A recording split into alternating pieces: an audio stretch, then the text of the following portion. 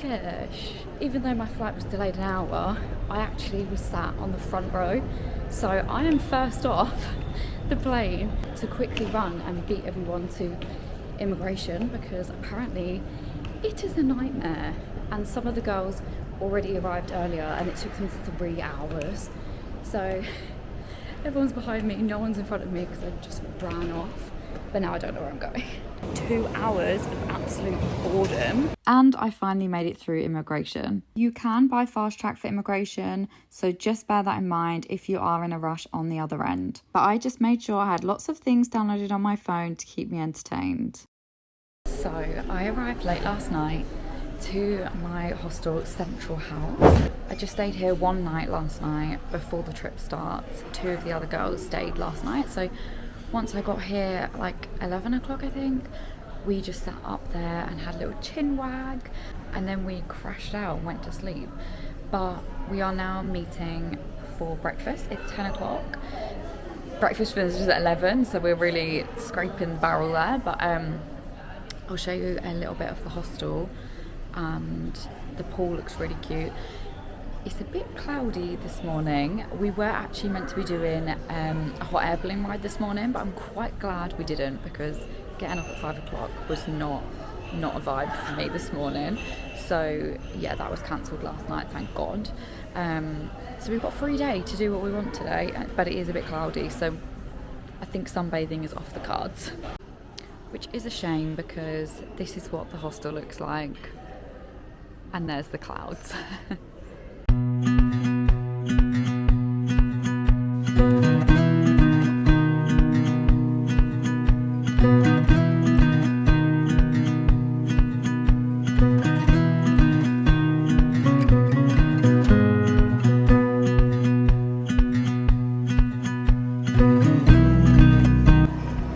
Cute little hand wash area.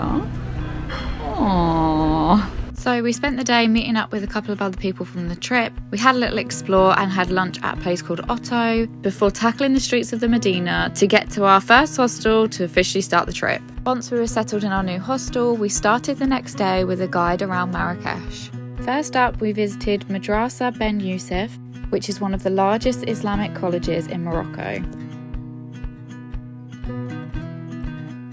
This has stunning architecture showcasing the fusion of Islamic art and the Moroccan craftsmanship, with a courtyard made from marble paving and a central pool surrounded by intricate tile work and carved cedar wood.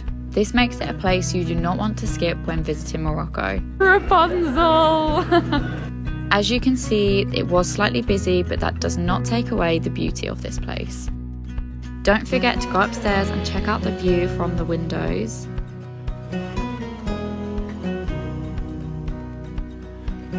And also explore the rooms that were used. Built in the 14th century, it housed up to 900 students at its peak. It closed down in the 1960s but reopened again in 1982 as a public site. Even though the building may look modest on the outside, it will amaze you when you step inside. And the final stop of the day was the beautiful Jardin Majorelle Gardens and YSL Museum. This is the perfect escape from the hustle and bustle of the city, leaving you in a peaceful, tranquil garden to wander around and take in the beauty.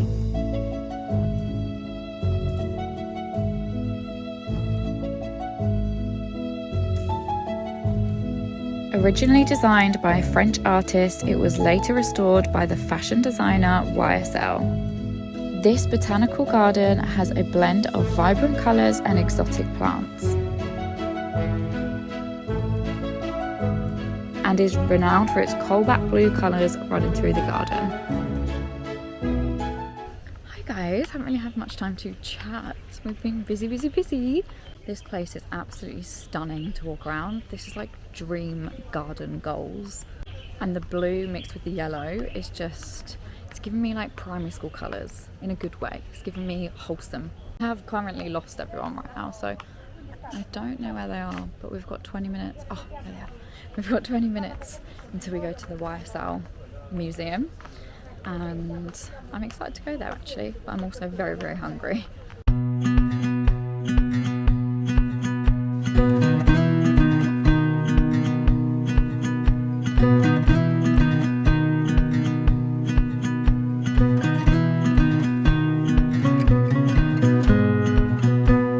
right next door is the YSL Museum. Priced at only around £10, this is the perfect picture spot and also a very interesting museum to learn a little bit more about YSL. Throughout the museum there were a lot of fashion pieces, but you unfortunately were not allowed to take any pictures of those. Then we started the next day, getting up super early and picked up at 5:30 AM to take us to the hot air balloon ride. Even though we were all super tired, we quickly woke up when we were floating through the sky in a little basket. This personally has been on my bucket list for so long, and I was slightly nervous, but honestly, once you're in the air, it is such a smooth and peaceful ride.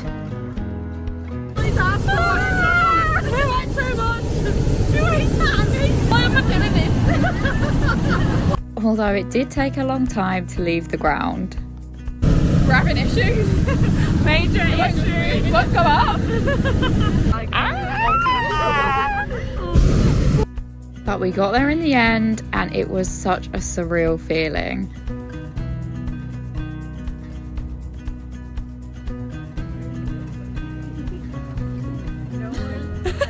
Get the egghead in it. Not everyone knows that. You little Don't push me over the edge. Oh my god.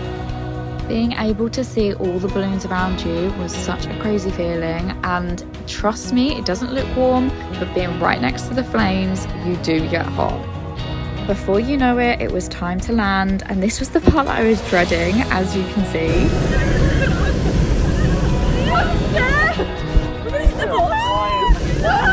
We're going in the bush.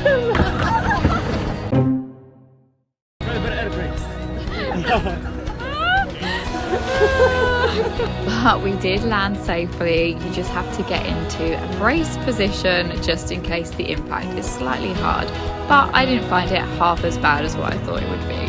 So this cost around £100, which included your pickup from your accommodation, a 50-minute hot air balloon ride, and breakfast was included afterwards before they took you back to your accommodation.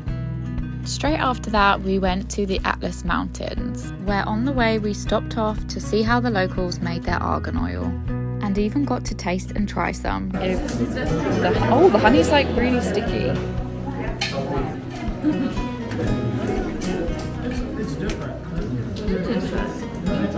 It's strong. You don't need a lot of that, it's strong. It does taste like honey though. Then the next day we were back on the road again with some of the most beautiful views I've ever seen.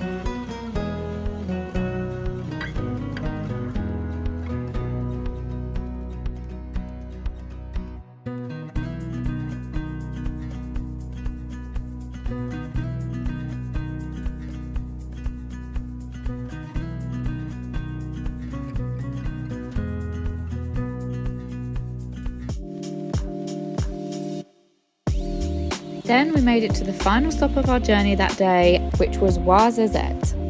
We had the chance to explore the magical Qasr Ben Haddou, which has actually been used in many films before. You really did feel like you were stepping into a film scene. They had lots of local artists who performed actual magic tricks, painting onto paper using tea and saffron and then burning it, and all the colour exposes.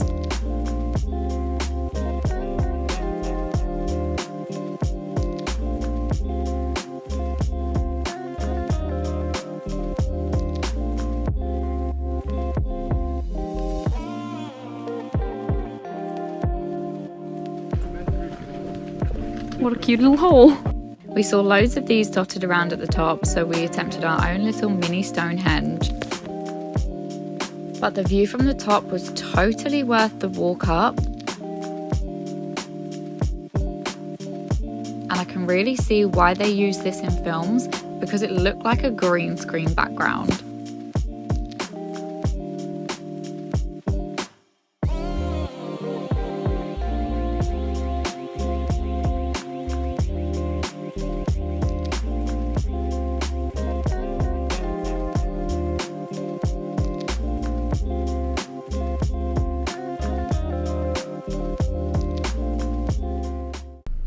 We have got an 8-hour journey today, and I don't feel well. Oh. On our long bus journey, we stopped off in Jurassic Park. Just kidding, but I could totally see some dinosaurs living here. This was Dade's beautiful valley.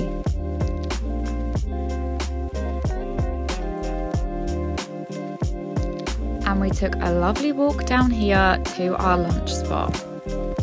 Before you know it, we were back on the road again, heading towards the Sahara desert. Unfortunately, we didn't get to catch the sunset in the desert, so we did pull over to have a little golden hour before hopping in some jeeps for some dune bashing to get us to our Sahara campsite, where a little birthday treat was waiting for me. Happy birthday to you. Happy birthday to you. Happy birthday to you. Hip hip. Go!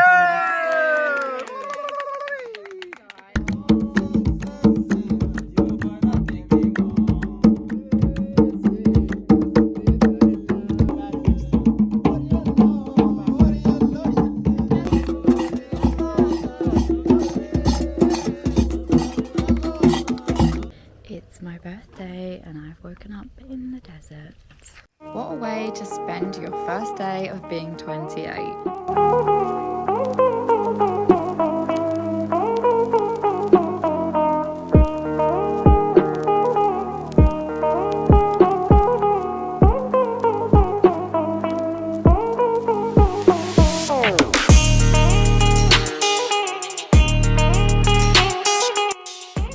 This was a quick little tour of the place that we stayed in last night. It is very messy at this point, but it did the job.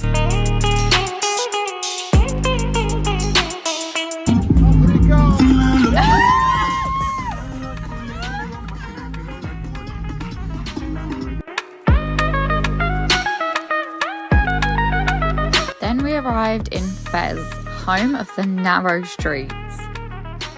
We had a tour guide showing us around every little street in Fez.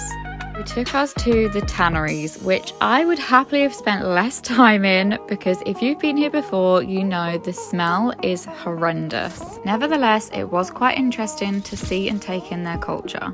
Just bear in mind that if you do visit here, they do give you mint on arrival for you to sniff during your time here to try and tone down that smell. Then we headed to another madrasa, which was very similar to the one in Marrakech, but did have slightly different features.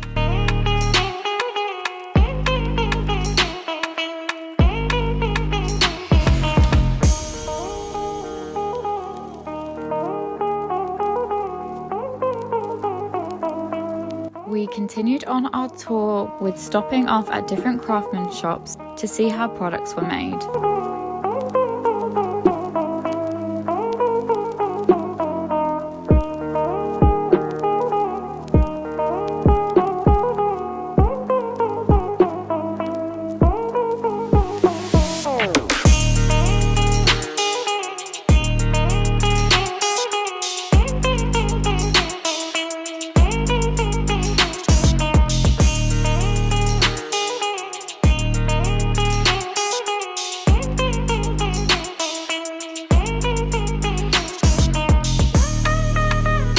Next up was pottery.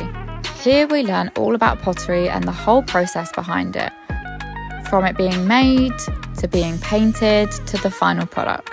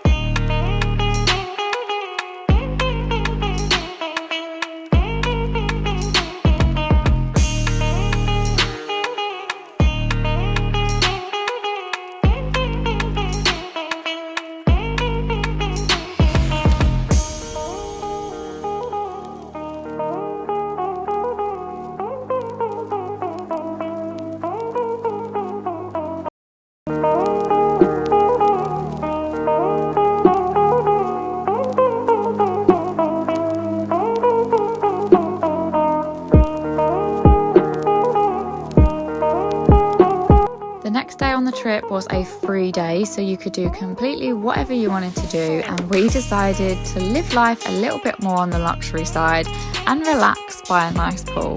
We felt like this was exactly what we needed after the exhausting few days of exploring Morocco. The following day we ventured out to Rabat. This had a completely different feel to it and was slightly more modern, I would say. And it was the first time we saw the sea whilst we've been in Morocco.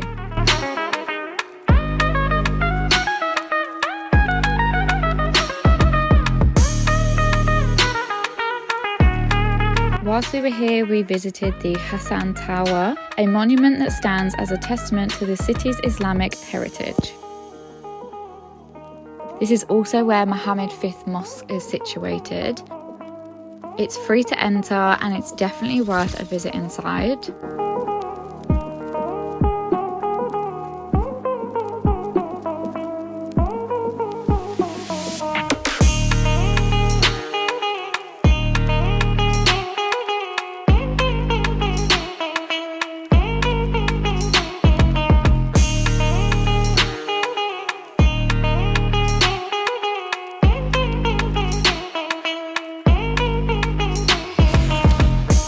After exploring Rabat, we headed back to Marrakech where our trip ended. We had a final farewell dinner, which I sadly didn't get any footage of, but we all said our goodbyes, and the next day me and Tash were the last one standing, and our flight wasn't until the next day, so we decided to treat ourselves to a beach club pool day.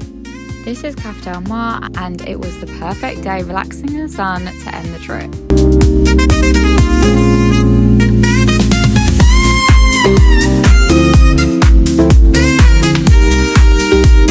I hope you enjoyed my Morocco vlog and it's inspired you to go and visit. Make sure you subscribe and join me on the next vlog, which is in London.